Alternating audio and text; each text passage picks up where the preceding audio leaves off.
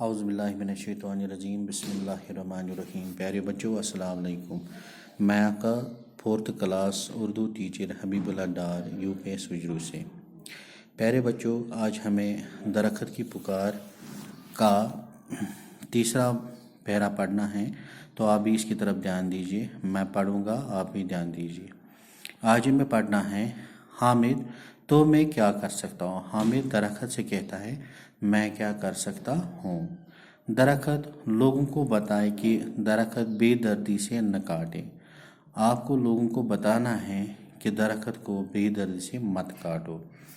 جنگلوں کی حفاظت کرے، جنگلوں کی حفاظت کرے، ان کی دیکھ بھال کرے۔ لوگوں کو جلانے کے لیے لکڑی چاہیے، فرنیچر کے لیے بھی لکڑی کی ضرورت ہے، مکان کی تعمیر کے لیے لکڑی درکار ہے۔ تو ان سب چیزوں کے لیے، جیسے ہمیں فرنیچر بنانا ہے، مکان بنانا ہے یا جلانے کے لیے لکڑی چاہیے، تو انسان کیا لکڑی کہاں سے لائے؟ تو انسان کیا کرے گا لکڑی لانے کے لیے؟ درخت ان کاموں کے لیے بڑے سوکھے بوسیدہ اور زمین پر گرے ہوئے درختوں کا استعمال کیا جا سکتا ہے، نہ کہ مجھ جیسے چھوٹے درخت کا۔ درخت حامد سے واپس کہتا ہے کہ ان سب کاموں کے لیے زمین پر جو سوکھے درخت ہوتے ہیں، بوسیدہ ہوتے ہیں، یا زمین پر گرے ہوئے درخت جو ہیں وہ درکرار ہوتے ہیں، تو نہ کہ مجھ جیسے چھوٹے درخت کا استعمال کیا جائے۔ حامد یہ بات تو صحیح ہے، لیکن ہاں یہ بات صحیح ہے، آپ سچ بولتے ہو، لیکن درخت حامد کی بات کاٹتے ہوئے سنو۔ حامد درخت نے حامد کی بات کاٹی اور ان سے کہا سنو حامد، درخت کاٹنے سے انسان اپنا ہی نقصان کرتا ہے، تم جانتے ہو۔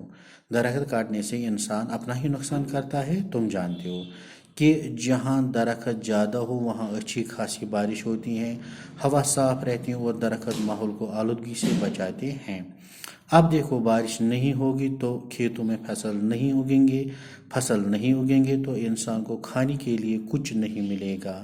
ذرا سوچو کتنی پریشانی ہوگی، ایسا ہوا تو انسان کہاں جی پائے گا۔ درخت حامد سے مطابق ہوئی کہتا ہے کہ اگر ہم درخت کو کاٹیں گے تو نہ اچھی بارش ہوگی، نہ ہم ماحول کو صاف رکھ سکتے ہیں، نہ اچھی ہوا ہمیں ملے گی۔ اگر بارش نہیں ہوگی تو سوکھا پڑے گا تو انسان کھانے کے لیے کیا کرے گا؟ یعنی ہر طرح سے پریشانی ہوگی اگر ہم درخت کو بے تحاشا کاٹیں گے۔ حامد تمہاری بات صحیح ہے، ماسٹر جی نے یہ باتیں کلاس میں بتائی۔ حامد واپس درخت سے کہتے ہیں نہیں تمہاری بات صحیح ہے، یہ باتیں ہمیں ماسٹر جی نے کلاس میں بتائی تھیں۔ درخت حامد انتہائی خوش ہوا، کیا اب ہم دوست ہیں؟ حامد یہ باتیں سن کر خوش ہوا اور کہنے لگا کیا ہم اب بھی دوست ہیں؟ تو پیارے بچوں آج ہم نے اس کا تیسرا پیرا پڑھ لیا۔ انشاءاللہ نیکسٹ آف لائن کلاس میں ہم اس سے آگے چلیں گے۔ تب تک کے لیے خدا حافظ۔